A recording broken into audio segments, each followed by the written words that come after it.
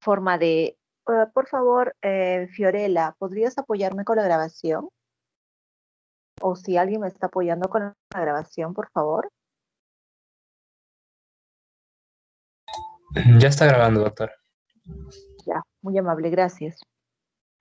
Entonces, estos alimentos que ingerimos siempre en una forma de macromoléculas, ¿no? Como proteínas, carbohidratos, ingresan a nuestro sistema digestivo y obviamente se deben de secretar algunas enzimas digestivas para que puedan quebrar estas pequeñas moléculas y de esa forma los nutrientes puedan ser extraídos, podamos absorber esos nutrientes, ¿no? Entonces, bueno, para eso hay un mecanismo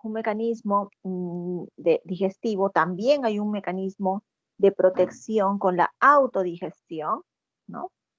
Y dentro de todo esto, este es el proceso digestivo. Ahora hay un proceso, el sistema digestivo está coordinado básicamente por cuatro procesos básicos, que es la motilidad, secreción, digestión y la absorción. Cuando nosotros hablamos sobre la motilidad, entendemos que es el movimiento del contenido alimenticio en el tracto gastrointestinal como resultado de contracciones musculares.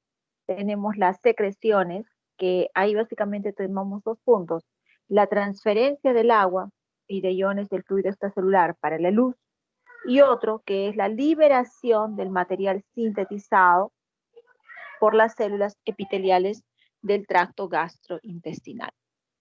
Y después lo que es la digestión, ¿no? Que es la fragmentación química y mecánica de alimentos en unidades más pequeñas para que puedan atravesar el epitelio intestinal del cuerpo. Y finalmente la absorción, que es el proceso de transferencia de, ya sea activa o pasiva, de sustancias de la luz del tracto gastrointestinal para el fluido extracelular. Y ahí se contemplan estructuras básicas, ¿no? Del tracto gastrointestinal. Ahí vemos en un inicio una figura general donde vemos la cavidad oral, ¿no? Ahí está el esófago, la saliva, el hígado, la vesícula biliar, gallbladder, vesícula biliar, intestino grueso, recto, para el otro lado del estómago, páncreas, intestino delgado. Y el intestino delgado es el que se va a magnificar un poco ahí, que es lo que se observa, el mesentérico, pues tenemos las arrugas, la mucosa, la submucosa, por encima de la submucosa el músculo circular, luego el músculo longitudinal y la serosa, que está propiamente dicha ahí, ¿no es cierto? Luego tenemos las glándulas submucosas y las vellosidades. Si hablamos de las vellosidades, ¿no? Nosotros podríamos en las vellosidades observar que hay las vellosidades, las criptas, que son depresiones, y las partes básicas de ella es, ¿no? El músculo longitudinal, el circular, su mucosa, mucosa, y ahí vienen las vellosidades con las respectivas criptas. El estómago, ahí con sus partes, fondo, estómago, cuerpo, válvula pilórica, las arrugas, ¿no? Que son doblas que aumentan el área de la superficie. Bueno, y esa secreción, la secreción mmm, que está comprometida con la acción del líquido enzimas y moco a la luz del tracto gastrointestinal. Se considera que en la saliva el volumen, ¿no?, de secreción es en torno de 1 litro, la secreción gástrica 1.5, secreción pancreática y bilis también de 1 litro, 1.8 secreción del intestino delgado, y las glándulas de Brunner y las células del intestino grueso 200 ml. Todo ello hace un aproximado de 6.700 ml de líquidos y enzimas y moco contenidos en la luz del tracto gastrointestinal.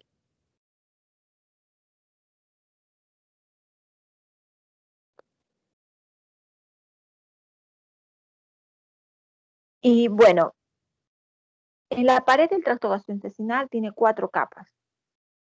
esa pared del intestino, básicamente hablando del intestino, puede ser estómago o intestino también, consiste en esas 4 capas y la capa interna se denomina mucosa, ¿no? La capa del medio submucosa y la otra muscular externa. Entonces, concentrándonos en la mucosa, ¿no? La mucosa que va a segregar moco, ¿no? Y así como se secreta moco, también se secretan enzimas, iones y agua. ¿Qué es la acción en estas secreciones de las enzimas? Las enzimas digestivas son secretadas en el interior de la boca, del estómago y del intestino. Entonces, las enzimas digestivas, mmm, dadas por las glándulas exocrinas, que son secretadas por las células epiteliales, ya sea del intestino o del estómago, tienen una acción, ¿no? Como justamente liberación o secreción de enzimas, que no son más que proteínas. Entonces, las enzimas son sintetizadas en el retículo endoplasmático rugoso, son empaquetadas en el plexo del complejo de Golgi, ¿no? Y después, bueno, para ellas se hace simplemente por exocitosis liberadas. Ahora, algunas enzimas digestivas son liberadas bajo la forma de las proenzimas que antes se había visto, y en este caso son los zimógenos, ¿no? Los zimógenos deben ser activados en el lumen gastrointestinal para que ellos puedan participar en la digestión, si no, no, están inactivos. Cuando hablamos de moco, el moco es una secreción viscosa. Principalmente, ¿cuál es la composición del moco?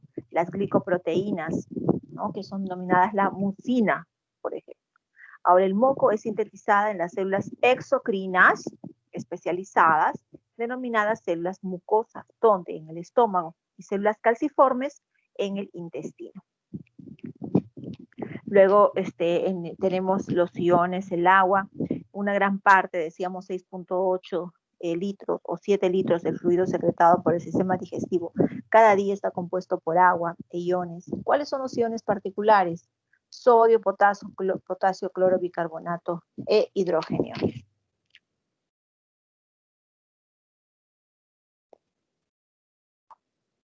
Entonces, el sistema digestivo ciertamente tiene una relevancia porque el impacto que las patologías gastrointestinales tienen sobre la sociedad acarrean o comprometen realmente un porcentaje de la economía, ¿no? Entonces, hay enfermedades, patologías gastrointestinales que requieren realmente una atención en lo que es la economía la economía, bueno, hablando de acá, la economía del país, ¿no? Entonces, con ello se ve un poco también la relevancia. Nosotros tenemos acá un cuadrito del control nervioso de la secreción gastrointestinal. Entonces, en el control nervioso, ¿no? Aunque el sistema nervioso entérico trabaja de forma aislada, él también se contrae con algunos estímulos que provienen del encéfalo cefálico, ¿no? Señales que se originan del tracto gastrointestinal pueden ser enviados por el sistema nervioso central justamente a través de los neurones sensitivos. Entonces, hay toda una integración de información del sistema nervioso central con neurones eferentes autónomos que van a transmitir información, ¿no? A través de ellos. Ahora, los reflejos gastrointestinales también pueden ser originados fuera del sistema nervioso entérico, ¿no? Estos reflejos generalmente están en la fase cefálica, ¿no? De la digestión, es decir, que comienza con estímulos de la visión, el olfato, la audición. Ustedes sienten un olor a un Kentucky, a una pizza, un olor a una parrillada, ¿no? Entonces, en la fase cefálica, ahí inicia, por ejemplo, que sería un ejemplo de un reflejo cefálico, ¿no? Inmediatamente sienten como la boca se les comienza a secretar saliva. Entonces, ese reflejo cefálico actúa de manera anticipatoria al alimento, preparando el sistema digestivo para recibir ese alimento. que era lo que decíamos como cuando vimos en la clase anterior sobre los perros de, de Pavet, igualito. Ahora ahí en ese gráfico nosotros vemos, en este de acá, nosotros vemos justamente ese control nervioso y la secreción gastrointestinal. Entonces, interacción en el sistema nervioso y el sistema nervioso entérico. Pueden haber estímulos que son justamente que vienen como reflejos cefálicos, o un estímulo también que puede ser el pH, el estiramiento, osmolaridad, algún producto de la digestión. Entonces, y hay dos tipos de reflejos, un reflejo largo y un reflejo corto, ¿no? El reflejo cefálico actúa efectivamente de manera anticipatoria al alimento, prepara el sistema digestivo para recibir el alimento que el sistema sensitivo está anticipando. Entonces, ese reflejo cefálico y otros reflejos integrantes del sistema nervioso central son denominados reflejos largos, ¿no? Las divisiones autónomas del sistema nervioso están activas en los reflejos largos, justamente dados según este gráfico. Ahora hay otros que son los reflejos cortos, ¿no? El reflejo corto es un reflejo más directo, es más inmediato.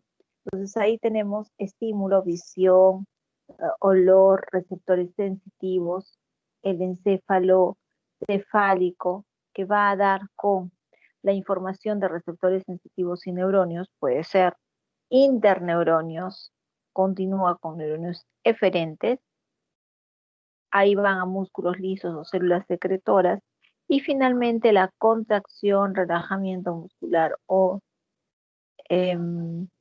propiamente dicho, o la, eh, o la secreción, ¿no?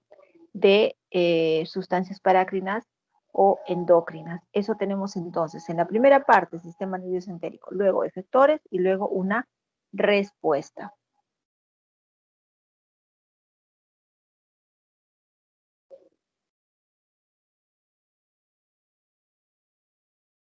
En esa estructura del tracto gastrointestinal, bueno, como se había visto anteriormente, ¿no? En la estructura habíamos visto a grandes rasgos cómo es que está, cómo está ahí organizado, ¿no? ¿Qué es lo que tiene ahí? Comienza por la boca, por la cavidad bucal, justamente, donde se deglute el alimento para adentro. Ahí nosotros tenemos el esófago, el tubo entérico, después,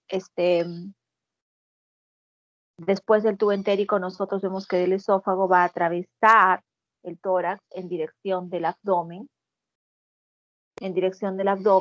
y una vez que atraviesa en dirección del abdomen, él va a pasar por el esfínter del esófago superior, el alimento pasa por el esfínter del esófago inferior para llegar justamente al estómago.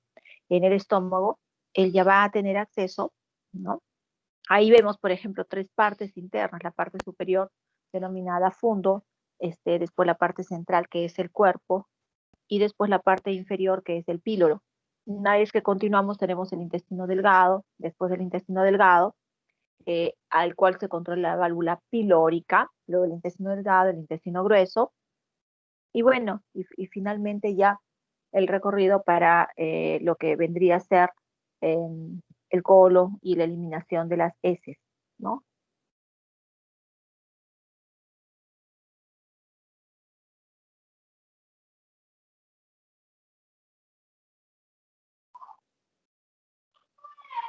Ya está. Y básicamente eso sería lo que es la estructura, ¿no? A grandes rasgos. Ahí después todavía se considera el páncreas, que más adelante se va a conversar. Y en la motilidad de este tracto gastrointestinal, también, ¿qué mencionamos? Ahí observamos que el alimento ingresa, ¿no? Por la boca y obviamente va a terminar en el recto, en el ano. A haber mecanismos de mezcla mecánica del alimento. Esa motilidad gastrointestinal está determinada por propiedades de la musculatura lisa y es modificada por el estímulo químico a partir de nervios, hormonas y sustancias parácrinas. Para todo eso nosotros observamos principalmente diferentes regiones que van a mostrar tipos de contracciones. Básicamente tenemos la contracción tónica y la contracción fásica. La contracción tónica está sustentada generalmente por minutos u horas y ocurre en esfínteres del músculo liso y también en la porción anterior del estómago. Las contracciones fásicas son ciclos de contracción y relajamiento eh, que va a durar segundos. Esto ya ocurre en la región posterior del estómago y en el intestino delgado. Todo esto obviamente con la musculatura longitudinal circular. Y con estas contracciones, nosotros observamos lo que son los ciclos de contracción. Los ciclos de contracción, ¿no? Y el relajamiento de la musculatura lisa está asociada con unos ciclos espontáneos de despolarización y repolarización que se denominan potenciales de ondas lentas o simplemente ondas lentas, que es lo que ustedes ven ahí. Esos potenciales de ondas lentas difieren de los potenciales provenientes de marcapaso del miocardio porque ellos no llegan a alinear a cada ciclo. Entonces, una onda lenta que no llega a alinear no causa una contracción en la fibra muscular. Entonces, cuando el potencial de onda lenta llega a alinear, ¿qué sucede? Los canales de calcio, voltaje dependientes, de esas fibras musculares se abren. ¿Y qué pasa cuando se abren? Ingresa calcio y las células desencadenan de una forma uno o más potenciales de acción. Y ahí tenemos la fase de despolarización del potencial de acción, que es similar a la de las células autorrítmicas del miocardio por el ingreso de calcio en la célula, ¿no? Y bueno, porque inicia ahí la contracción muscular propiamente dicha. Ahora, la frecuencia de las ondas, ¿no? De estas ondas lentas, va a variar de acuerdo a la región del tracto digestivo, ¿no? Puede alcanzar 3 ondas por minuto en el estómago, hasta 12 ondas por minuto en el duodeno. ¿Qué observamos acá? Y dice células intersticiales de Cajal, ¿no? Las células intersticiales de Cajal, este, ellas, ellas, se indica que estas ondas lentas se originan en células modificadas de musculatura lisa. Y esas son las células de Cajal, ¿no? Ellas pasan para dentro de las células del músculo liso justamente a través de uniones eh, eh, um, digamos, uniones, interuniones, uniones comunicantes. Esas células intersticiales de Cajal también están asociadas a neuronos entéricos y pueden actuar como elementos intermediarios entre neuronas y el músculo liso. En la inervación del tracto gastrointestinal, bueno, se observa claramente que tiene una inervación del sistema nervioso autónomo, parasimpático, simpático, siendo que el parasimpático es el activador simpático inhibidor. Hay un sistema nervioso entérico, plexo submucoso y plexo del mioentérico.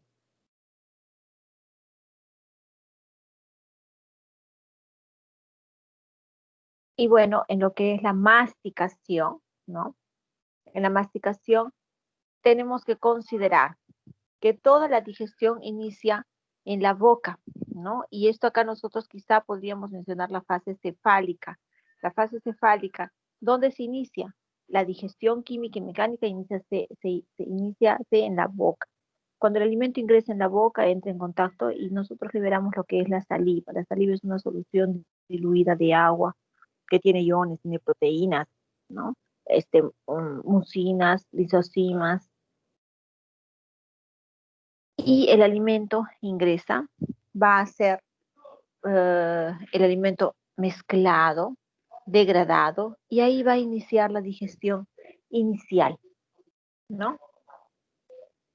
La digestión inicial, que es lo que tenemos ahí, ¿no? La lengua empuja el el bolo alimenticio contra el paladar blando y y para, y para después ser impulsada o para que sea trasladada, ¿no? A través del esfínter esofágico superior que se relaja, pasa, ¿no? La epiglotis se cierra para impedir el pasaje de material para las vías aéreas, continúa pasando por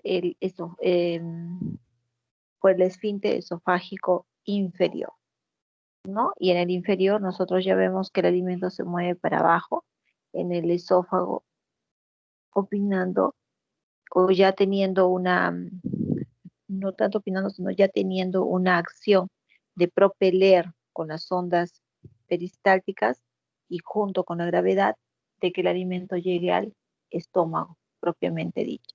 Entonces, en la motilidad esofágica, está acá, justamente vemos cómo el esfínter esofágico superior se relaja, la onda peristáltica ayuda y el esfínter esofágico inferior también se va a relajar. En la motilidad gástrica tenemos almacenamiento, mezcla, digestión y vaciamiento. Vaciamiento gástrico, mecanismos reguladores, ácido en el duodeno, contenidos gordurosos, que en este caso son en el ácido la vía refleja y la secretina, contenidos gordurosos, que es la vía del CSK, ¿no? Después tenemos que ellos van a lentificar hasta cierto punto el vaciamiento. Hay funciones, neutralización del ácido gástrico, absorción de los alimentos, ¿no? Entonces pueden ser algunas sustancias liberadas en ese vaciamiento, en esa secreción del estómago. ¿Quiénes producen? ¿Qué células? Por ejemplo, células parietales, células principales, células D, las células semejantes a las enterocromofinas, las células G, las células de la mucosa. ¿Y qué fuese con la digestión del estómago en cuestión del ácido graso, ácido clorhídrico? El ácido clorhídrico va a matar las bacterias de los microorganismos. Tenemos la pepsina. La pepsina es una proteasa que inicia la digestión de las proteínas. Particularmente ella es efectiva contra el colágeno. Después tenemos la lipasa gástrica. La lipasa gástrica es otro tipo de sustancia, ¿no? Que es cosecretada en la digestión de la carne. Mm, el, pues aquí, pues, motilidad del intestino delgado. Bueno, antes acá, aquí ácido clorhídrico, la pepsina, la lipasa, el pH, ¿no? La digestión de los carbohidratos, por ejemplo, la digestión de los carbohidratos inicia en la boca y va a continuar en el estómago hasta que va a haber una mezcla de la amilasa con el ácido gástrico. En ese momento, ¿qué pasa? Esa amilasa salival será inactivada. ¿Por quién? Por el pH en el estómago. Y ahora la motilidad en el intestino delgado. En así como nosotros en lo que es el estómago tenemos también algunos mecanismos, en el intestino delgado nosotros observamos la motilidad. La motilidad, eh, en la motilidad del intestino delgado nosotros observamos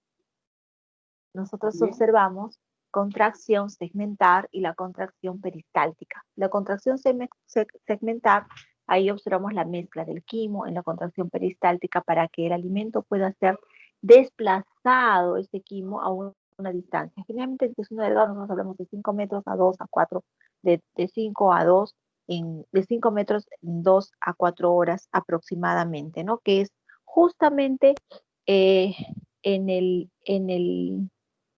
la motilidad del intestino delgado. En el intestino grueso tenemos la contracción segmentar y en lugar de la contracción peristáltica que está aquí, nosotros observamos movimiento en masa, que ahí necesitamos ese desplazamiento, ¿no? En el intestino grueso, que es un movimiento en masa. Es una onda de contracción que va a disminuir el diámetro del segmento del colon y va a enviar el bolo sustancial de la materia hacia adelante. Esas contracciones ocurren 3 a 4 veces al día, ¿no? Y es el reflejo gastrocólico, ¿no? Es el movimiento en masa que va a ser responsable por esa súbita distensión del recto que va a conducir a la defecación. Hay el reflejo defectivo, por ejemplo, ¿no? El reflejo defectivo retira el cuerpo ¿no? Del cuerpo las heces en la digestión, que es la defecación propiamente dicha. Y esa defecación, o sea, el acto de la defecación, que es un comportamiento complejo que va a comprometer acciones reflejas y voluntarias, ¿no? Así como fuese el de orinar, tiene también influencias emocionales. El estrés, por ejemplo, puede aumentar la motilidad intestinal y causar diarrea psicosomática en algunos individuos o disminuir la motilidad, pudiendo también causar constipación en otras personas. Entonces, las heces son retiradas del colon, ¿no? A través de un mecanismo. Si ustedes, hay personas, por ejemplo, ¿no? Personas que están en un estrés extremo, liberación de prostaglandinas y les da una diarrea, ¿no? Frente a un estrés muy extremo, justamente tienen una situación de diarrea. Secreción. La secreción, acción de la adición de enzimas, moco en la luz del tracto gastrointestinal. Eso ya se vio, ¿no? Pasando a lo que es la secreción salivar. En la secreción salivar, nosotros observamos que tenemos a nivel de la cavidad bucal las glándulas salivales. Las glándulas salivales van a liberar algunas sustancias, agua, electrolitos, tialina, ¿no? Con la función de que se inicie justamente a ese nivel la digestión, ¿no? Puede haber una dilución, un tamponamiento y una protección contra la caries también e incluso también la lubricación, si hablamos a nivel de la cavidad bucal. Entonces, la saliva tiene muchas finalidades. Ella va a disolver los alimentos, la saliva también comienza con esa digestión química a través de la amilasa salivar y una pequeña cantidad de lipasa. Esa amilasa quiebra el amido, eh, el, el, el, el, el almidón en maltosa para poder ser activado por los iones clorhídricos, ¿no? Que están obviamente ahí disponibles. Entonces, esas pequeñas glándulas no salivales que también están presentes en la boca secretan una segunda enzima digestiva que debe ser la lipasa lingual. Y finalmente en la saliva nosotros observamos la lisoenzima, que es una enzima antibacteriana, y las inmunoglobulinas. Todo esto en la masticación, en la formación de la saliva, y vemos las partes, células acinares, células en los ductos, saliva hipotónica y saliva isotónica. Y en esa regulación neural de la secreción gástrica, ¿no? Porque hay una regulación neural de la secreción gástrica, hay estímulos, em, estímulos olfatorios, gustativos y táctiles que vienen de la lengua y de toda la cavidad bucal y faringe, que van a estimular justamente las vías que parten de los núcleos salivales superior e inferior, que están localizados en el tronco encefálico y van a estimular la salivación a través del sistema parasimpático. Estas vías entonces pueden ser estimuladas por los centros superiores. Por ejemplo, cuando la persona huele, ¿no? Siente el olor de su alimento favorito, la salivación se incrementa. Y esa salivación puede ser estimulada, como ya les estaba diciendo, por reflejos que se originan en el estómago, náuseas o alguna sustancia irritante también. Entonces, la producción de la saliva va a depender directamente de la irrigación. El parasimpático va a causar una vasodilatación y la propia función de la glándula, propiamente dicha. Adaptación de la secreción a estímulos. Ahí tenemos lo que son eh, estímulos no condicionados y estímulos condicionados. Los reflejos no condicionados son estímulos como la masticación, cuando ya tienen el alimento está en la cavidad bucal propiamente dicha, y los no condicionados, que en ese caso son estímulos como olfacción, visión, ¿no? Que los sensoriales lo captan, pero lo captan sin que esté el alimento en ese momento realmente en la cavidad o en el tracto gastrointestinal. Entonces, en la secreción gástrica, ¿qué consideramos acá? Secreción gástrica, ahí tenemos las glándulas gástricas, mucosa, oxínticas, pilóricas. Esa superficie que está revestida por células secretoras del moco que protegen la mucosa del ambiente extremadamente ácido en el estómago, Ahí tenemos esas células mucosas superficiales que van a cubrir casi toda la mucosa gástrica y van a secretar un moco vistoso, alcalino e insoluble. Luego las glándulas oxínticas, esas glándulas oxínticas, por ejemplo, es el 80% proximales del estómago. ¿Qué secretan las glándulas oxínticas? Secretan ácido clorhídrico, pepsinógeno, un factor intrínseco y moco, ¿no? Y están compuestas por las células mucosas en el colon y las células parietales u oxínticas propiamente dichas, ¿no? Y las glándulas pilóricas, un 20% en su presencia, las oxínticas un 80%. Esas glándulas pilóricas, por ejemplo, son muy parecidas a las glándulas oxínticas, pero contienen pocas células peptídicas y casi ninguna parietal. Ellos lo que contienen principalmente son las células mucosas. ¿Ese moco para qué? Para la protección de la mucosa pilórica y gastrina propiamente dicha. Hay fases de la secreción gástrica. Cuando hablamos en las fases de la secreción gástrica, en sí, en todos los niveles o estructuras, hablamos de la fase cefálica, gástrica e intestinal. En la cefálica, gástrico-intestinal, el porcentaje va a definirse o determinarse dónde se esté o de qué parte se está hablando la digestión. En este momento estamos hablando de la gástrica. Entonces ahí nosotros mencionaríamos la fase cefálica, que está en un 30%, la fase gástrica en un 60% y la fase intestinal en un 10%. ¿Pero qué significa eso? ¿Qué significan los porcentajes? Bueno, en la digestión continuamente tenemos ese proceso, ¿no? El proceso cefálico, gástrico, intestinal. Esperamos, ¿no? Que entre ciclo y ciclo sí haya un receso, que es bueno también para nuestro organismo, no estar continuamente ingiriendo cosas. Entonces, ahí en la fase cefálica, vemos el olor, el sabor, ahí participa el nervio vago con la liberación de la acetilcolina. En la gastrina es un 60%, ¿no? La presencia de esta. Ahí vemos distensión gástrica de aminoácidos y la intestinal solamente un 10%. Y en esa secreción gástrica, ahí, ¿no? En ese gráfico que se observa, en la secreción gástrica nosotros tenemos partes del estómago. En esas partes del estómago, eh,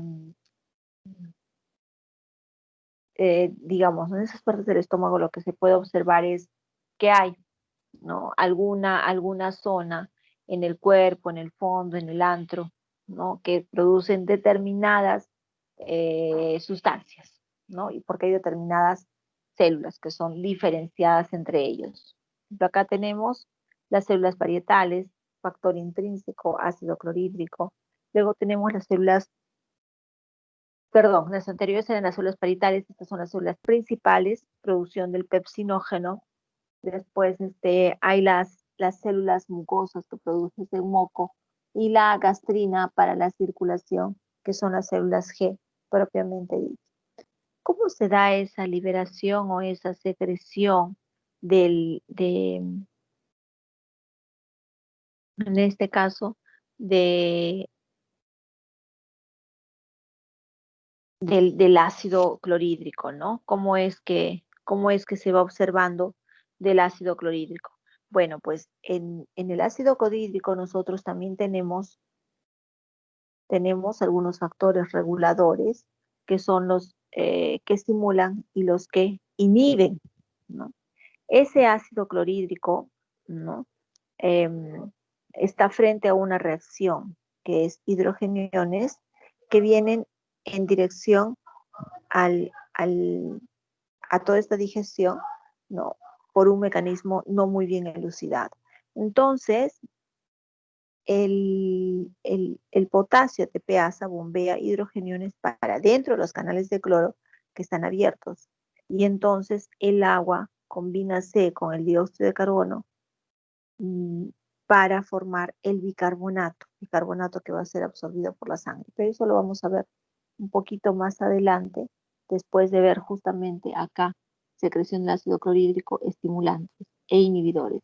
Estimulantes, distensión, presencia de aminoácidos, péptidos, acetilcolina, gastrina, histamina, ¿no? Que se va a difundir por las células parietales. Y los inhibidores, acá tenemos somatostatina, ácido en el duodeno, secretina y gordura del duodeno CC.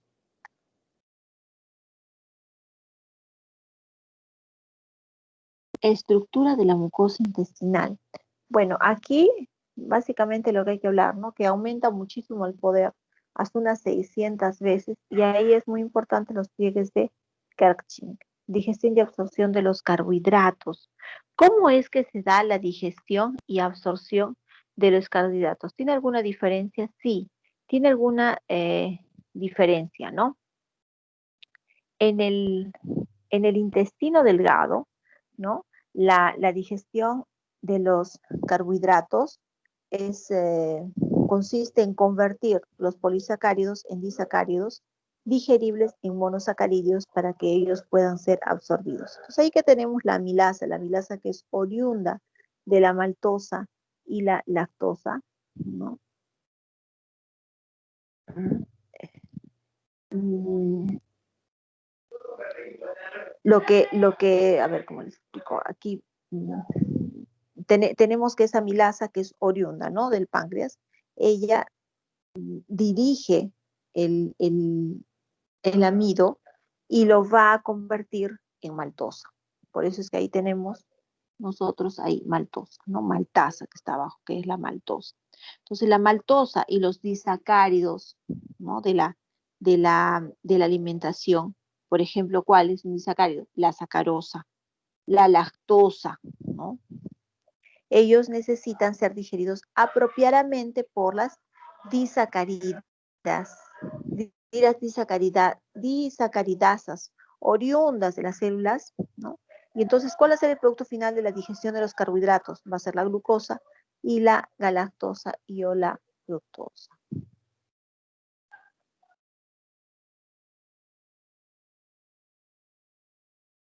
Uy,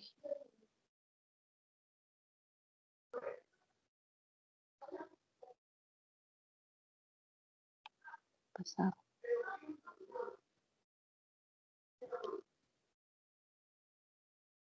¿Siguen observando? No, no se ha caído, parece que la... Mm,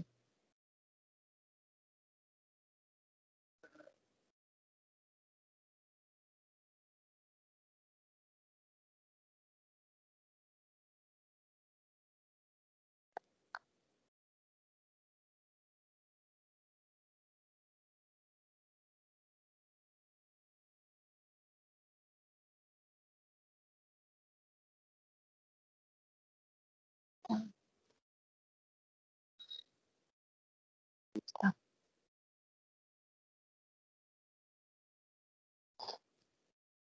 ya está. Disculpen, jóvenes. Ahora, solamente nosotros tenemos lo que son, por ejemplo, en esta glucosa intestinal y la absorción de la galactosa, se utilizan transportadores del túbulo proximal como cual si fuese en el renal, que son canales de proteínas importes de sodio y glucosa, por ejemplo, ahí ven. Además de eso, también hay algunos transportadores de difusión facilitada vasolateral, como el GLUT2. También incluso hay ahí el GLUT5.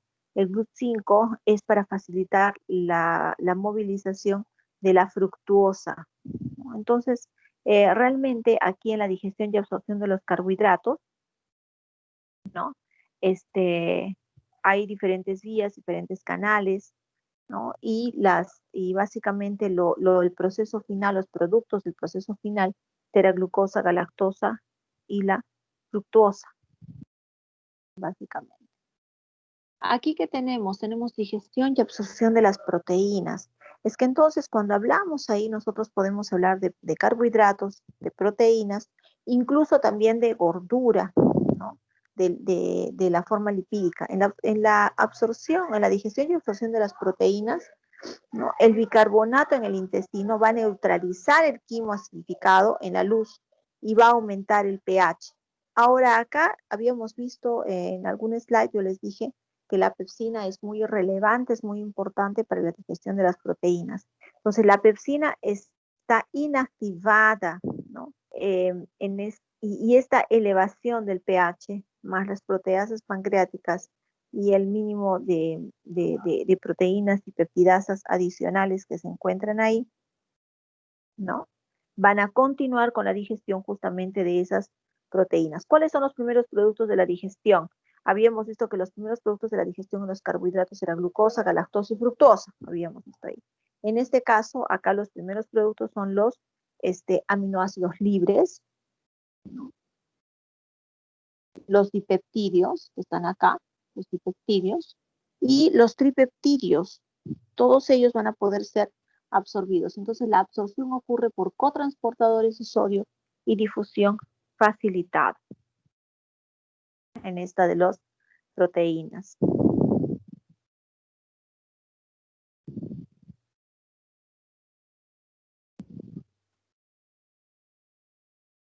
Y en la absorción de las gorduras, ¿qué tenemos ahí?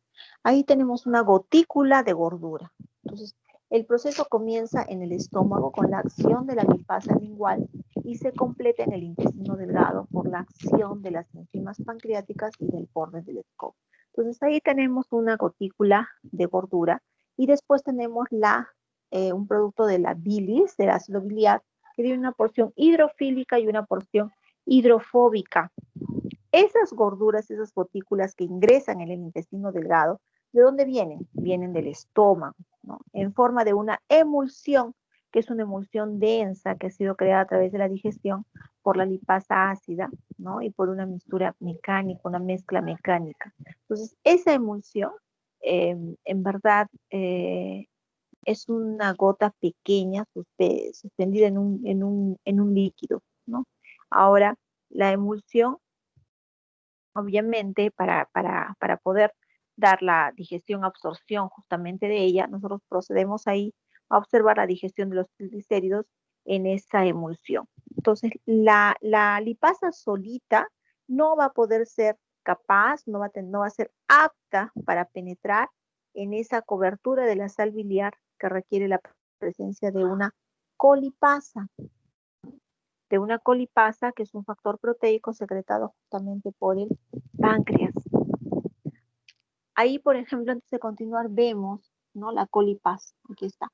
Pero ¿cómo es que se origina esta colipasa? Por la procolipasa. ¿Y cómo es que dio prolipasa en colipasa? Gracias a la tripsina. Y la tripsina necesitó una enteropeptidasa que ayudó a que el tripsinógeno vaya en tripsina. Y obviamente esas son secreciones pancreáticas. Y esa colipasa, ¿no?, esa colipasa, así como se ve, ella va a deslocar las sales biliares y va a permitir que esa lipasa ingrese en la gordura cubierta por las sales biliares.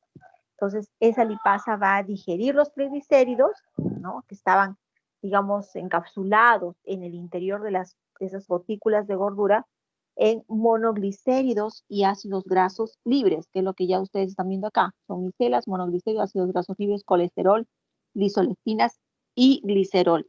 Entonces, mientras que la digestión enzimática es mecánica, ¿no?, de ahí tenemos los ácidos grasos, las sales biliares, los monoglicéridos, los fosfolípidos, ese colesterol, esas son las micelas.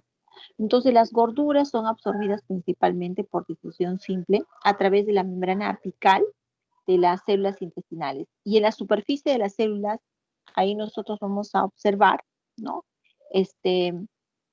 cómo ella es transportada por un transportador específico de membrana dependiente de energía. Y una vez que está en el citoplasma de la célula epitelial, porque lo que ustedes están viendo ahí es una célula epitelial, los monoglicéridos y ácidos grasos se van a trasladar hacia el retículo endoplasmático liso, ¿no? Entonces, al ubicarse en el retículo endoplasmático liso,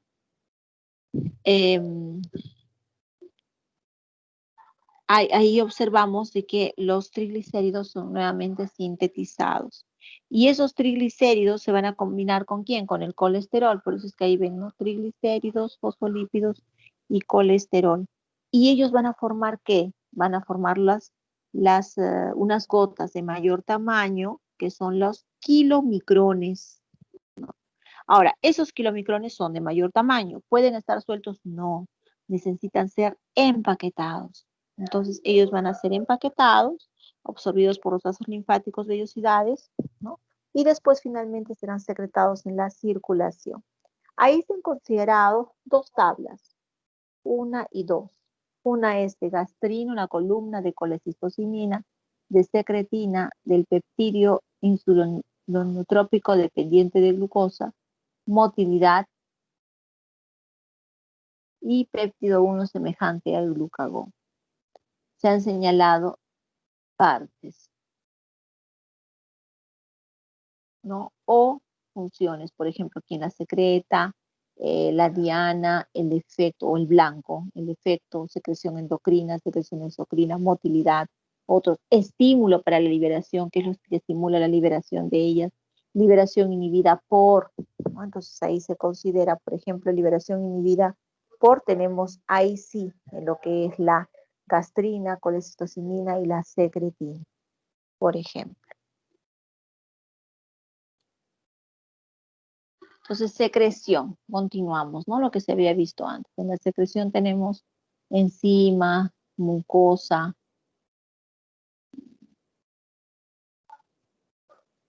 Y hay secreciones diferentes en las regiones del tracto gastrointestinal. Hay diferentes. Estómago, intestino grueso. Secreción gástrica, por ejemplo, ¿no? A nivel de células de mucosa del cuello, células parietales,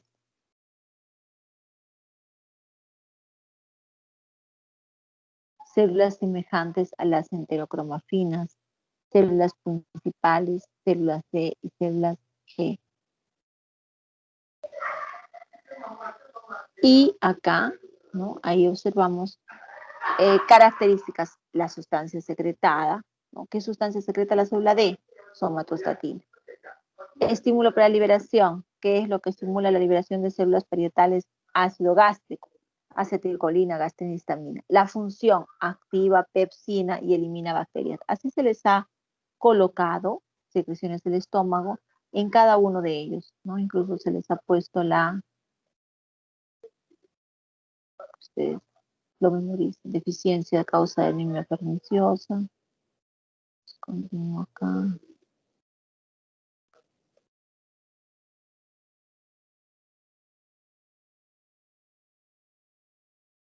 ¿No? Secreciones del estómago, células D,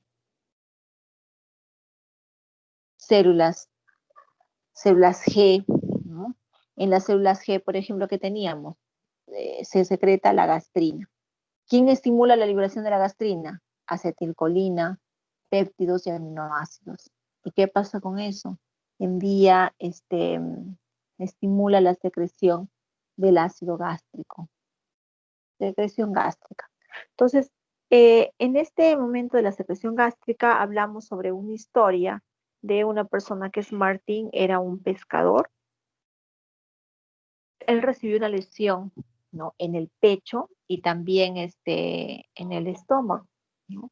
Entonces no pudo recuperar el estómago. Él estuvo por mucho tiempo observado y cuidado por un investigador que es William Vermont. Entonces William Vermont asumió, ¿no? La responsabilidad de tratarlo o cuidarlo, porque en aquella época del año pasado, eh,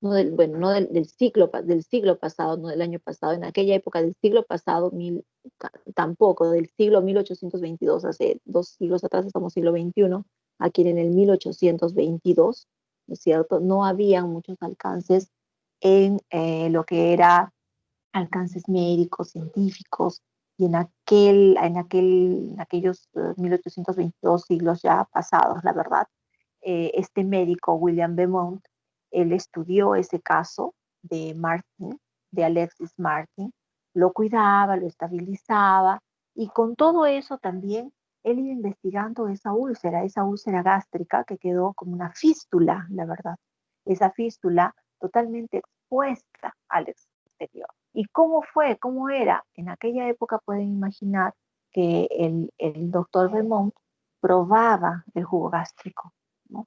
Sentía el jugo gástrico, la acidez, incluso veía cómo es que ese jugo gástrico tenía acción sobre la digestión de las carnes, ¿no? Entonces, eh, era muy interesante para él, ¿no? Bastante interesante. ¿Por qué? Porque él podía investigar ampliamente qué era lo que se producía en el estómago, ¿no? Un poco sobre la historia de la secreción gástrica.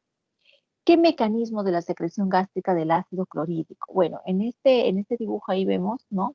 Los iones de hidrógeno que se generan dentro de la célula parietal a partir de la disociación del agua. Entonces, ahí nosotros tenemos una célula parietal, ¿no? Y los iones de hidroxilo que están formados en este proceso se van a combinar, ¿no? Rápidamente ¿con quién? Con el dióxido de carbono. Ahí tenemos dióxido de carbono y van a formar un ion de bicarbonato. Esa es una reacción catalizada ¿por quién? Por la famosa anhidrasa carbónica, ¿no? Que no está ahí. No, no está ahí, pero está, hagan por favor la anotación por la anhidrasa carbónica. Entonces, ese bicarbonato se transporta fuera de la membrana vasolateral. ¿A cambio de quién? A cambio del cloruro. Vean cómo el cloruro ingresa. La salida de bicarbonato a la sangre da como resultado una ligera elevación del pH de la sangre conocida como marea alcalina. Y ese proceso sirve para mantener el pH intracelular en la célula parietal. Ahora, esos iones de cloruro y potasio se transportan al lumen, ¿no? Porque ven más abajo, sodio e ingresa potasio. Ven arriba, sodio y cloro, y también canales de potasio. Entonces, los iones de cloruro y potasio que se transportan al lumen del canalículo por canales de conductancia son necesarios obviamente para la secreción de ácido. Y el ion hidrógeno se va a bombear fuera de la célula hacia el lumen a cambio de potasio a través de la acción de bomba de protones. Y ese potasio se recicla eficazmente. Ahora, la acumulación de iones de hidrógeno osmóticamente activos en ese canalículo genera ¿qué? Genera un gradiente osmótico a través de la membrana que da como resultado la difusión de agua hacia afuera, ¿no? Y el jugo gástrico resultante es cloruro, ácido clorhídrico, ¿no? Con 150 milimolar y una pequeña cantidad de cloruro de sodio. Entonces, ese es el mecanismo de secreción gástrica del ácido clorhídrico. Y en lo que era la producción y activación del pepsinógeno, ¿no? Ahí tenemos shift cells. Shift cells son las células principales, por un caso, ¿no? Células parietales, células principales, ácido clorhídrico. Esa es una glándula gástrica, lo que vemos ahí, ¿no? Una glándula gástrica, producción y activación de pepsinógeno. Y la regulación de la secreción de pepsinógeno, tenemos la presencia de ácido en el estómago y la acetilcolina liberada por nervios vagos y por el plexo entérico. Entonces, las células peptídicas y mucosas de las glándulas oxínticas que habíamos visto en un inicio, ellas van a secretar varios tipos de pepsinógenos ligeramente diferentes, pero con la misma función, ¿no? Entonces, es secretado en una forma inactiva, ¿no? Y cuando entra en contacto con el ácido clorhídrico y con la pepsina, entonces pepsina más ácido clorhídrico es clivado, fragmentado en la molécula de pepsina. Esa pepsina es una enzima proteolítica que funciona en un medio ácido. Entonces, consecuentemente tenemos que el ácido clorhídrico del estómago, ¿no? Es necesario para la digestión de las proteínas, también de la pepsina. ¿Cómo se da la regulación de ese pepsinógeno? Que es justo lo que estábamos viendo ahí, el simógeno. La regulación se da por la estimulación de las células peptídicas de la acetilcolina, que está ahí abajo, justamente por los nervios vago y el plexo entérico, y después por la estimulación en la presencia del ácido en el estómago, probablemente porque el ácido clorhídrico no estimula directamente las células peptídicas, pero sí desencadena reflejos entéricos que van a estar sustentados en señales neurales originarias que llegarán a las células. Entonces, en los individuos no se secretan cantidades normales de ácido clorhídrico eh, eh, de ácido clorhídrico y la secreción del pepsinógeno está muy disminuida. Eso lo vemos en función de la presencia del ácido en el estómago.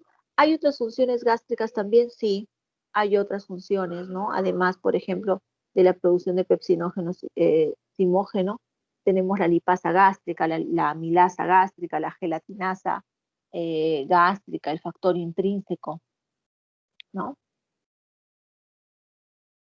Regulación de la secreción gástrica del ácido clorhídrico.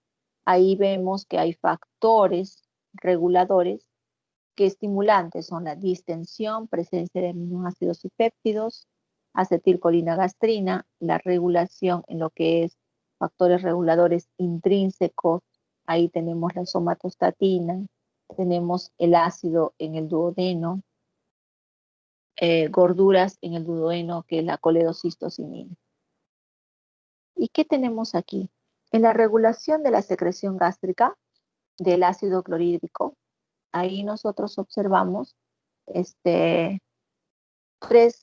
este flujo tres líneas, ¿no? Para esta regulación de la secreción de hidrogeniones, una a través del vago, otra a través de los mastocitos y de las células G. Si ustedes se acuerdan, las células G liberan gastrina, ¿no? Los mastocitos, la histamina, y el vago, bueno, ácido clorhídrico. Todo eso nos puede dar en la secreción de hidrogeniones. ¿Por qué? Porque hay el inositol trifosfato, que es un segundo mensajero de la transmisión de la señal celular, si ustedes se acuerdan. ¿Cuál es su efecto? Él va a movilizar el calcio, ¿no? que ha sido almacenado en el retículo plasmático y en el aparato de Golgi. Tenemos los mastocitos, que es el AMP cíclico, y también en función de las células G tenemos el inositol trifosfato también con la movilización de calcio. Eso da la secreción de hidrogeniones. Ah, ¿hay un bloqueador? Sí, bloqueador en lo que es células G, ¿no? Pero a nivel de los mastocitos tenemos la cimetidina. Esa cimetidina es ese medicamento, por ejemplo, ¿no? Cimetidina para úlceras, que es bastante utilizada. Tenemos la atropina en el caso del nervio vago, por ejemplo, que va a regular esa secreción gástrica de ácido clorhídrico. Integración de la secreción gástrica. Hay una integración de la secreción gástrica, ¿no? Tenemos, ese es un gráfico, ¿no? Un gráfico donde observamos cómo es que el alimento, ¿no? El alimento o reflejo cefálico va a iniciar justamente esa secreción gástrica. Una vez que se inicia esa secreción gástrica a través de un impulso del nervio vago, va a continuar, ¿no? En la mucosa gástrica a través de un neuronio sensorial y va a seguir una dirección, ¿no? La gastrina estimula la secreción de la secreción gástrica, el ácido estimula la secreción refleja del pepsinógeno y la somatostatina es una señal de feedback negativo. Finalmente, lo que ahí se observa es que esos neurones sensoriales van a ir en las células parietales, ¿no? Para producción de pepsinógeno y de la pepsina, consecuentemente, y de esa forma haber una integración en la secreción gástrica. Como vieron, cada célula que vimos en el estómago, la célula G que produce gastrina, la célula D, somatostatina, todas ellas están integradas justamente en esta digestión a través de la secreción gástrica.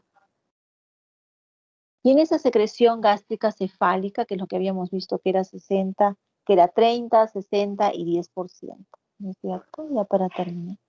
En la secreción gástrica, entonces, en las fases cefálicas y gástricas, el estímulo más importante para la regulación de la secreción de pepsinógeno es el estímulo vago. Porque ahí tenemos, ¿no? En la fase gástrica, distensión, mecanismos, vago a la célula parietal, el vago a la gastrina y célula parietal. Distensión del antro, reflejo local, aminoácidos pequeños péptidos, gastrina. Reflejos de la secreción gástrica. Ahí en la secreción gástrica tenemos la fase intestinal. Ya estamos pasando a la fase intestinal. En la fase intestinal hay productos de la digestión proteica, que es la digestión duodenal, ¿no? Y para esa estimulación, justamente para ese estímulo de reflejos locales y de gastrina, tenemos estímulos de secreción gástrica como productos propios de la digestión duodenal. Entonces, teniendo esto, se pueden observar en esta fase de secreción gástrica, en lo que es la fase intestinal, algunos eventos. Secreción pancreática, ¿no? Secreción pancreática. Entonces, en esta secreción pancreática, vamos aquí adelante, tenemos un 20% de la cefálica, un 5 a 10% de la gástrica, y en ese caso, en la intestinal, observamos una acción de un 70%, básicamente, ¿no? Ahora, en ese 70%, básicamente, ¿qué es lo que vemos acá? Cefálica 20, 10 y 70%. La secreción pancreática. En la secreción pancreática, las enzimas digestivas van a ser secretadas ¿por quién? Por esos acinos. Esos acinos, en relación a la solución más acuosa, va a ser rica en bicarbonato y va a ser secretada por túbulos que se originan en dos acinos, ¿no? Y dicen células acinarias, secreción enzimática, y células de los ductos, secreción acuosa rica en bicarbonato. Esas enzimas proteolíticas, tripsina, quimiotripsina y carboxipolipeptidasas, ¿no? Y ahí tenemos la amilasa pancreática, por ejemplo, que es un amido y glucógeno y otros carbohidratos en di y trisacáridos. Tenemos la lipasa pancreática, criba gorduras, neutraliza los grasos monoglicéridos, colesterol esteasa, ¿no? Bueno, la lipasa pancreática, colesterol lipasa, que ella hidroliza ésteres de colesterol. Y bueno, la fosfolipasa no está, pero ella va a fragmentar lo que son los ácidos grasos de los fosfolípidos. Secreción pancreática, ¿no? La secreción pancreática es secreción del contenido de las enzimas y del del bicarbonato de sodio, perdón, que fluye justamente por los ductos pancreáticos y se va a unir al ducto hepático. ¿Para qué? Para desembocar en el duodeno a través de la papila de Vater, que es circundada por el esfínter de Oddi. Ahí ven el esfínter de Oddi. Ahí ven el de Vater. Tampoco está el de Vater. No se consigue ver. Bueno, pero ahí está el de Vater y después está el de Oddi, propiamente dicho, ¿no?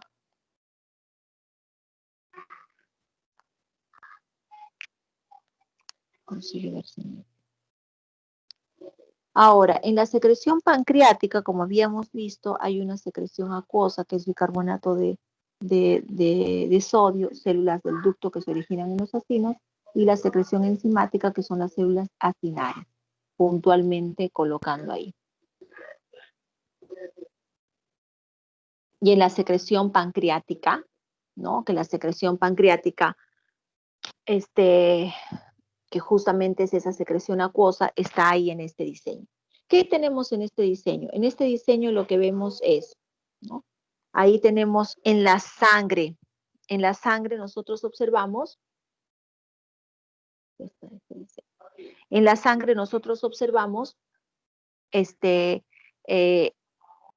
la luz, ¿no? Primero la sangre, la luz del páncreas y del intestino, luego tenemos las células del de los ductos, pueden ser células de ductos del páncreas o del intestino también, y la luz, ¿no? Y la sangre por el otro lado que vendría a ser el capilar. Ahí de la sangre en el otro lado del capilar tenemos sodio, hidrogeniones y va a haber un transporte activo. Este transporte activo de hidrogeniones y de sodio, ¿no? Que van a ingresar justamente a las células del páncreas, ahí vamos a observar que junto con el agua y por acción de la anhidrasa carbónica en reversa, más bien en reversa estamos acá abajo, ¿no? CO2 y H2O, junto con la acción de la anhidrasa carbónica vamos a tener el bicarbonato de sodio. Ese bicarbonato de sodio, muy parecido a lo que nosotros hemos visto también en respiratorio, nosotros observamos cómo ese bicarbonato de sodio va a ser canalizado, ¿no? En transporte activo para el lumen y el sodio también para la parte del lumen propiamente dicha, ¿no? ¿Eso cómo se da? Eso se da en el páncreas, en las células del túbulo, en las células del túbulo por la producción del bicarbonato gracias a la anhidrasa carbónica, ¿no? Y ahí vemos que es la proteína de antiporte, ¿no? Una proteína de antiporte.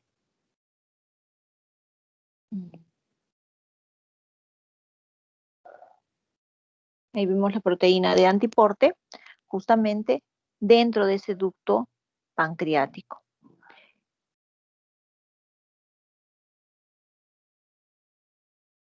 Que es esta misma de acá, ¿no? Que este de aquí es el mismo gráfico en lo que es la secreción acuosa del bicarbonato, lo mismo.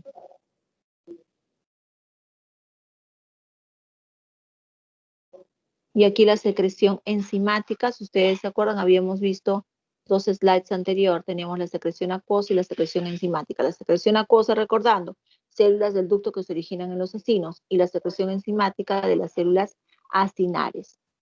¿Qué es lo que vemos ahí? Amilasa, colipasa, fosfolipasa 2, tripsina, quimiotripsina y carboxipeptidases.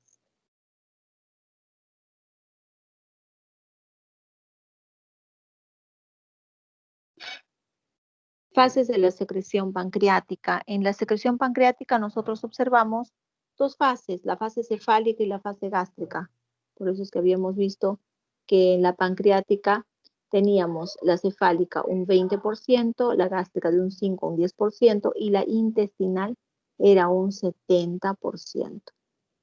Y en esa fase intestinal es lo que nosotros observamos acá. Ahí tenemos las células, vamos a ampliar acá, regulación de la secreción pancreática. Tenemos 2 vías, una a través de las células Y otra de las células S. Las células Y, ahí observamos que la colecistoquinina o la colecistocinina, digamos que es una hormona producida en el intestino delgado, el duodeno y en el yeyuno por las células Y. Y también es liberada por otras regiones, por ejemplo, a nivel del encéfalo. Ahí tenemos el IP3, el calcio, liberación de enzimas. ¿A nivel de qué? De células acinales. Y a nivel de células ductales, que tenemos las células S. Esas células S son, la producción es activada en función de los hidrogeniones. Esas células S son un tipo de células que se encuentran en el epitelio de la primera porción del intestino delgado, sobre todo en el duodeno y en el yeyuno. Entonces, ¿cuál es la función de ellas? Detectar los cambios de pH intraluminares y producir secretina. Ahí está la secretina, vía acción de AMP cíclico, y la secreción acuosa de sodio y de bicarbonato. Células ductales y células acinales. ¿Dónde? Intestino. Páncreas. Fase intestinal. En la secreción pancreática predomina en un 70%. Bueno, esa es una secreción pancreática. Ahí ven la acción del intestino en lo que es enzimas, que está más destacado. Secreción pancreática. Entonces, en la secreción pancreática, que es justamente lo que se había visto también antes, ¿no? La activación de la secreción pancreática, algunas secreciones pancreáticas están inactivas. Ahí habíamos hablado en lo que es de estómago, la colipasa, por ejemplo.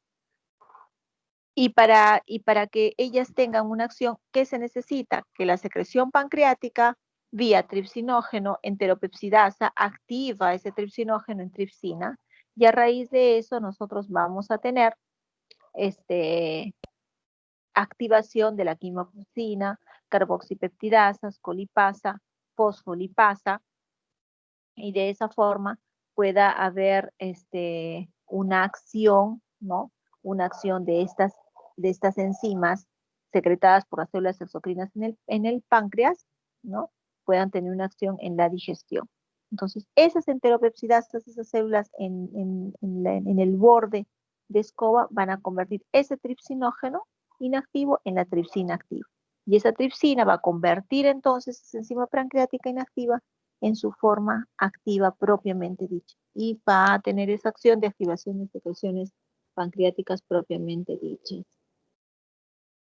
Secreción hepática, secreción de bilis.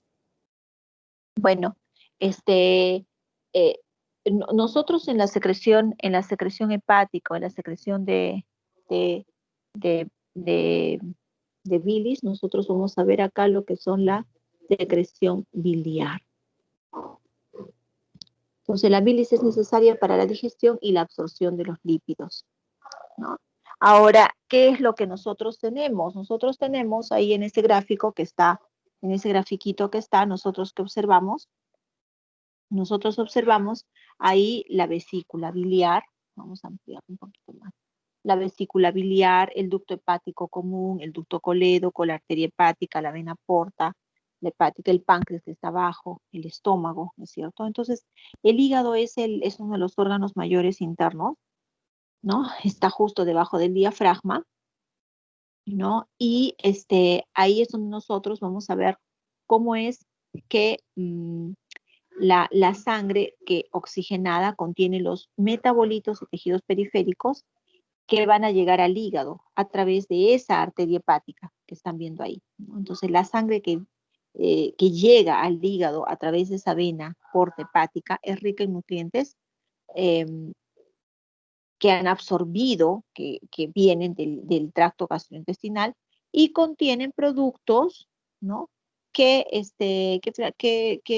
van a fragmentar la hemoglobina en el vaso. Entonces, esa sangre deja el hígado por la vena hepática, ahí se sintetiza la bilis en el hígado, que va a ser secretada ¿por quién?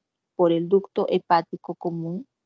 Ahí está, el ducto hepático común, la amplié un poco más, para ser almacenado en la vesícula biliar, que ahí ya está claramente, ¿no? Entonces, de ahí es secretada para la luz del intestino a través del ducto colédoco, que es lo que están observando ahí.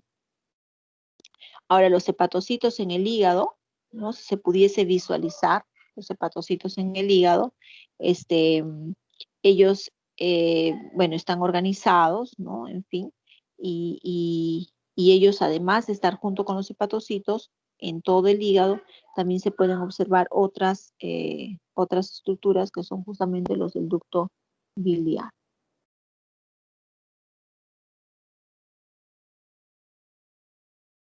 Y en la secreción biliar, ¿no? La bilis es necesaria ¿para qué? La bilis es necesaria para la digestión y absorción de los lípidos.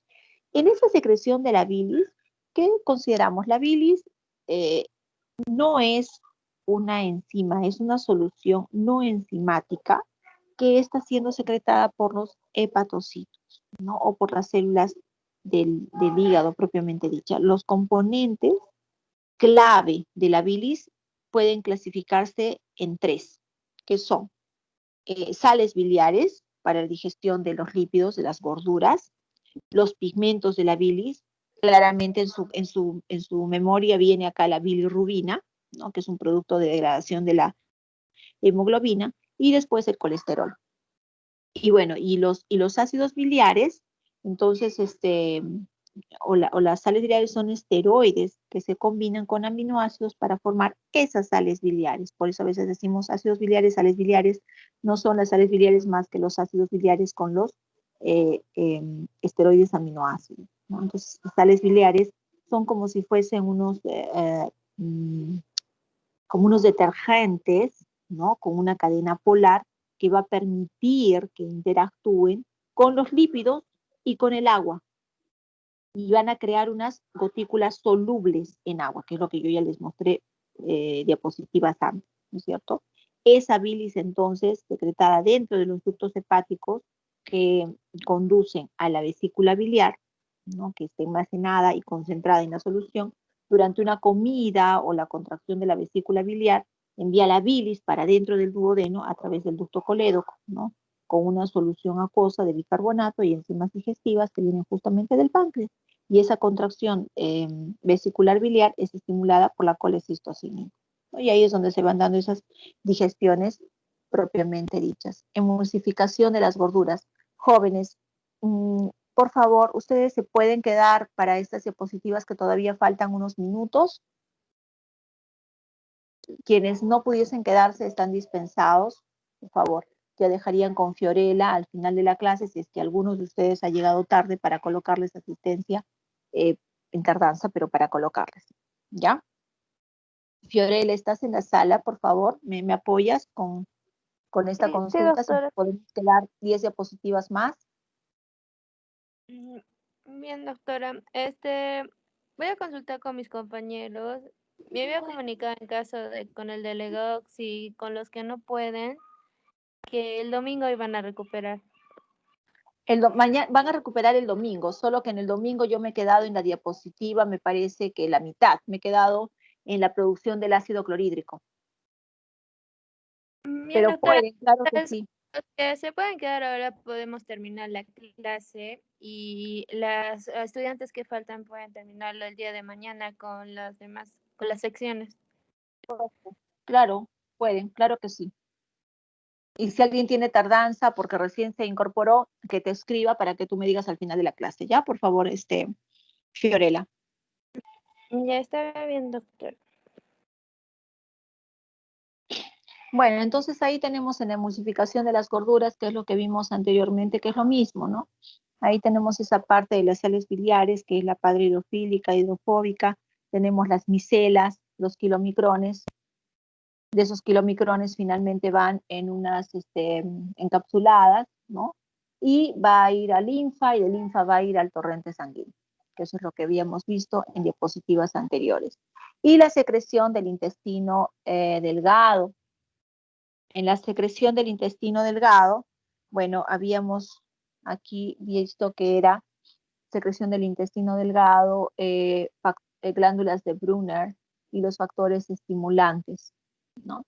En los primeros centímetros del duodeno existe una extensa serie de glándulas mucosas que secretan una gran cantidad de moco alcalino con la función de proteger la mucosa del duodeno en la digestión de los ácidos grasos. Entonces ahí tenemos las glándulas de Brunner y ellas son estimuladas por unos estímulos táctiles, ¿no? O irritantes, justamente por la estimulación vagal, que va a aumentar la secreción de esas glándulas, al mismo tiempo que va a aumentar la secreción de las glándulas gástricas. Y otro estímulo también es la secretina. Entonces, al mismo tiempo, esas glándulas de Brunner son inhibidas por estimulación simpática, ¿no? Que en este caso es de forma local de las úlceras péptidas, por ejemplo, en el 50% de los casos un estrés, vendría a ser un ejemplo. Ahora, toda la superficie del intestino delgado está formado por vellosidades, que son vellosidades pequeñas, son depresiones pequeñas, las criptas de Lieberkühn. Ahí está, un poquito más, vamos acá, aquí están las criptas de Lieberkühn. Ahí tenemos las células absortivas, las criptas de Lieberkühn, ¿no? Son revestidas por dos tipos, vellosidades, y las cristas de Lieberkühn son revestidas por dos tipos de células, que son las células cartiformes, que secretan moco, y los enterocitos en las criptas, que secretan gran cantidad de agua, semejantes a lo que vendría el líquido extracelular, y electrolitos, y las vellosidades absorben el agua y los electrolitos juntamente con los productos de la digestión. Esa circulación va a proporcionar, ¿no?, un vehículo acuoso para la absorción de nutrientes en el clima. Además de eso, aquí se les ha colocado que las células de calciformes tienen el moco, los enterocitos peptidasas, sacarasas y los productos que tienen, y los factores estimulantes colecistocinina, secretina, reflejos locales desencadenados por la presencia del quimo en el intestino delgado propiamente dicho.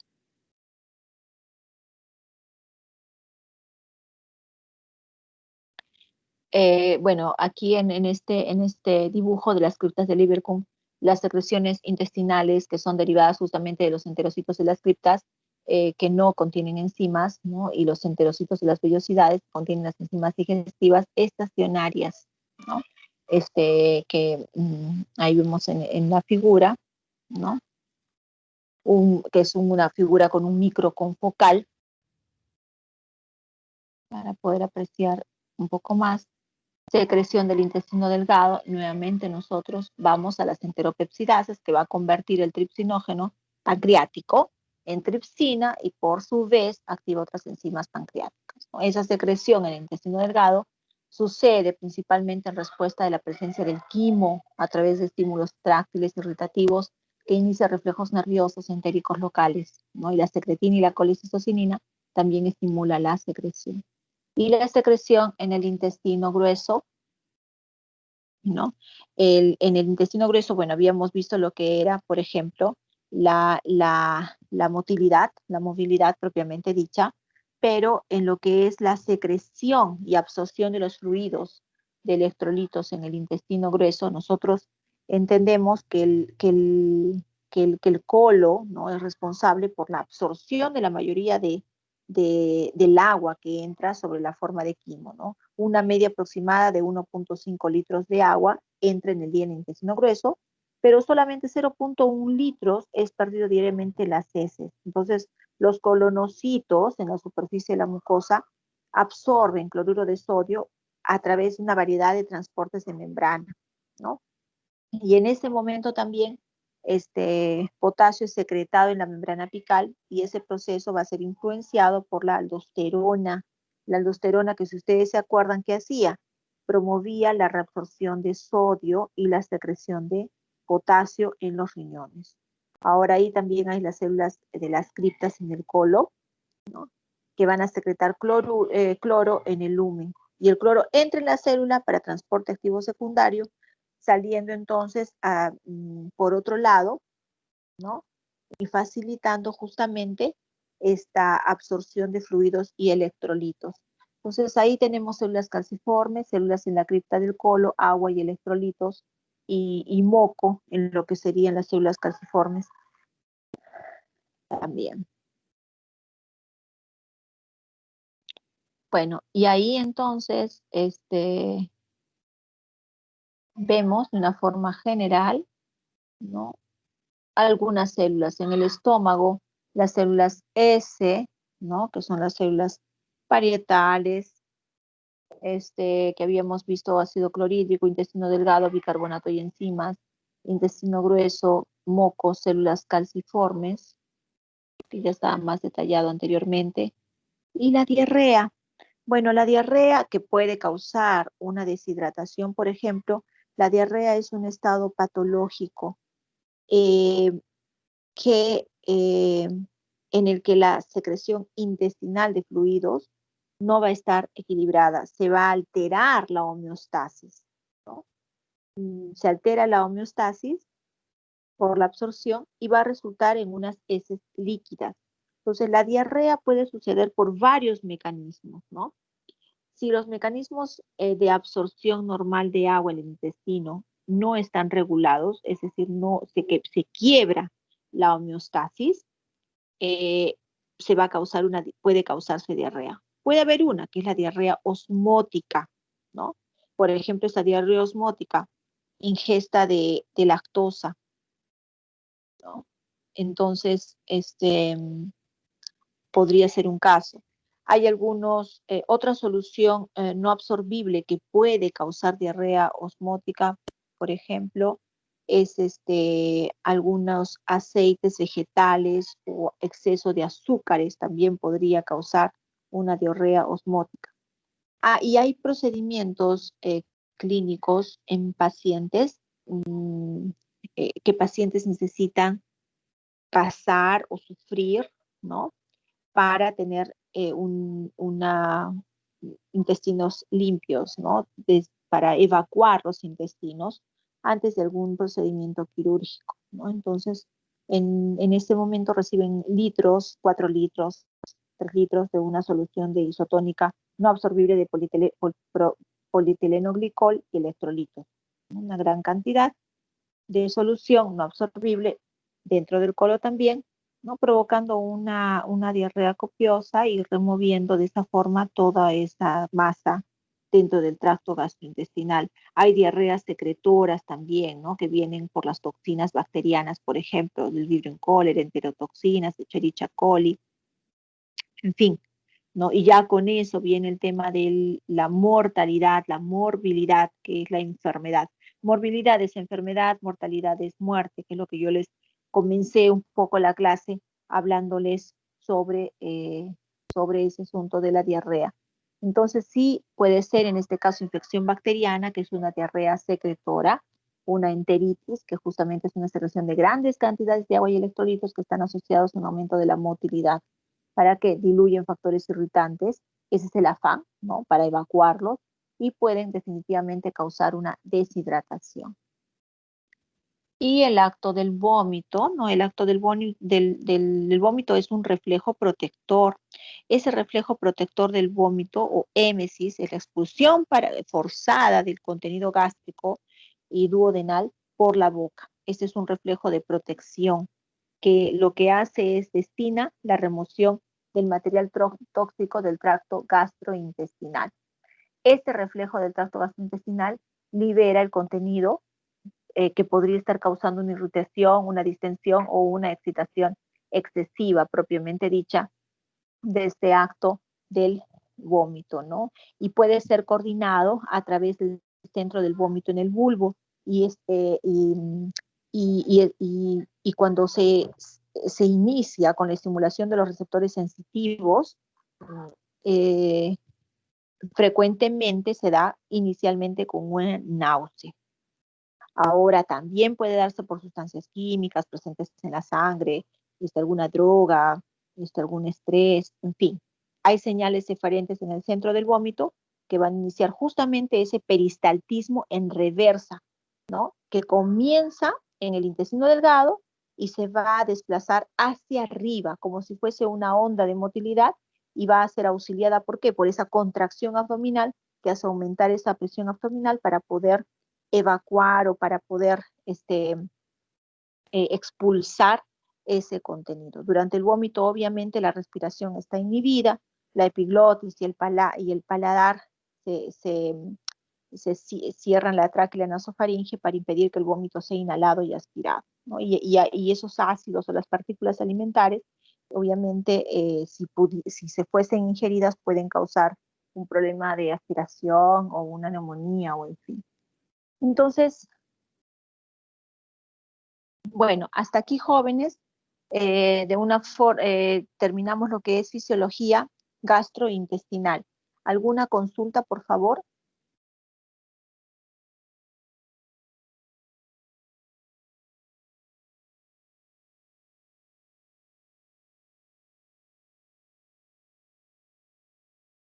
Alpaca Riveros,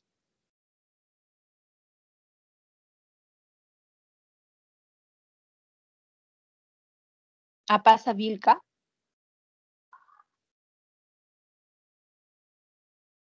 Bellido Ramírez,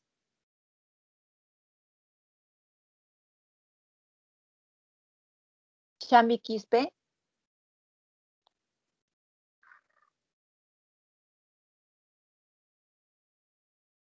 Contreras Tinta, Presente, doctora. ya. Flores Cayohuanca,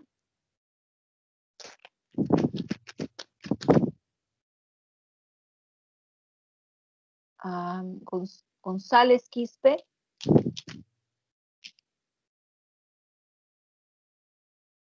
Añari Córdoba,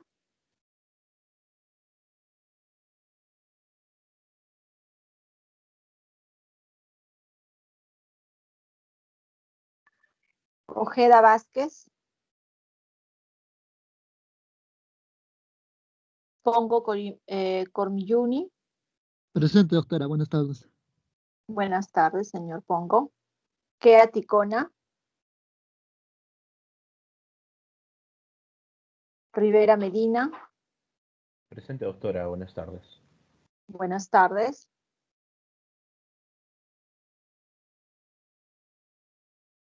Valdivia Aguiluz.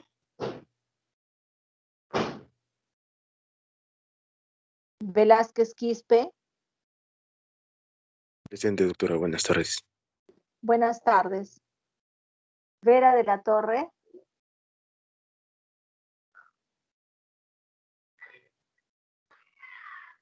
Vilca Flores.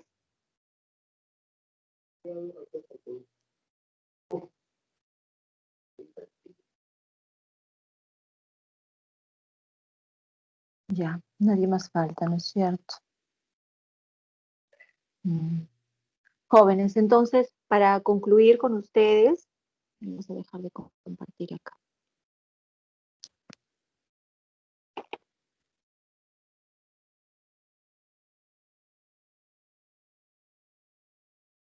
Doctora, buenas tardes. Con respecto al pasito del día de hoy, va a ser a la misma hora y también va a ser la misma metodología, ¿no? De que un artículo para responder preguntas. Sí. Sí. Así es. A ver, no quiero dar las indicaciones para la próxima semana. ¿Cómo hago para dejar de compartir? Ahí, aquí está.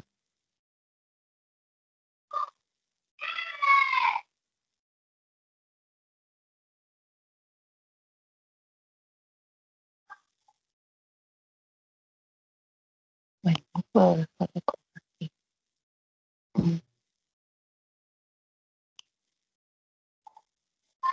Bueno, a ver, jóvenes, para la próxima semana nosotros tenemos nuestra reunión con experto, que es la profesora Dioneia Araldi, ¿ya?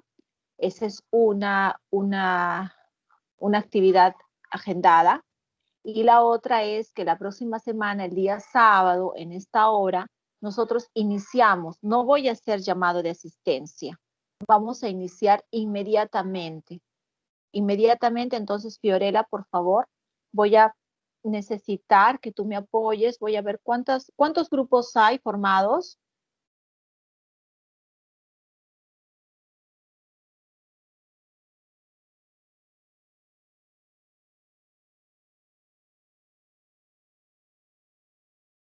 ¿Cuántos grupos formados hay, por favor? Tenemos 12 grupos formados. Entonces, de los 12 grupos formados, tenemos hora y media.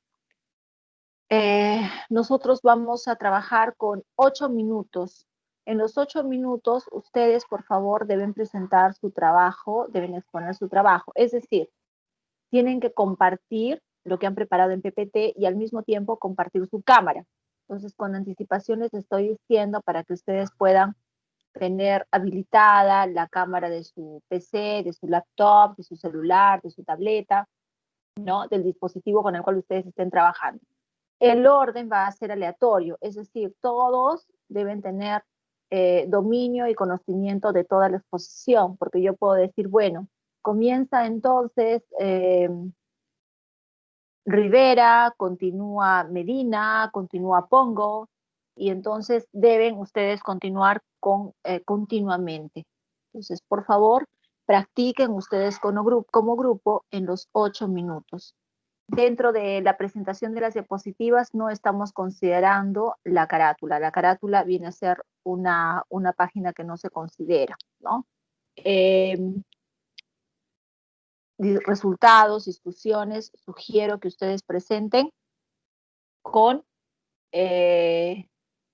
gráficos o esquemas, ¿sí? Si ustedes presentan un gráfico, un esquema, por favor explíquenlo, ¿no? No lo presenten así nomás.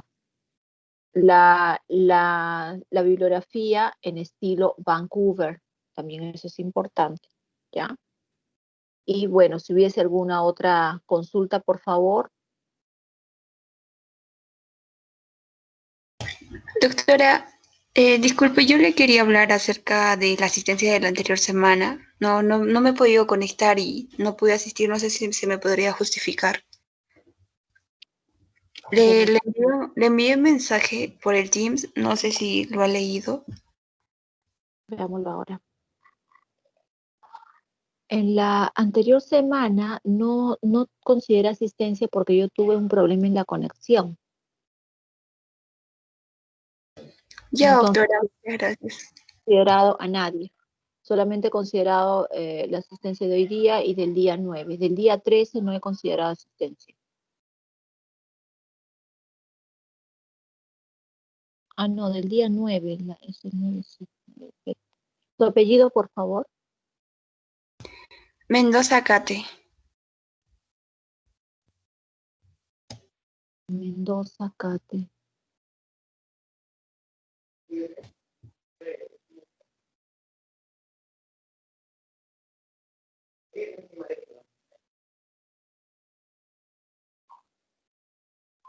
Mendoza, Cate. Justificado le coloco, ¿ya? Ya, doctora, muchas gracias. Ya. Ya, jóvenes, entonces nos vemos la próxima semana, ¿ya? Hasta luego, doctora. Hasta luego. No se olviden, por favor, la reunión con el experto, la doctora Dioney Araldi, por favor, ¿ya? Gracias, jóvenes, que tengan un buen fin de semana. Hasta luego. Hasta luego, doctora.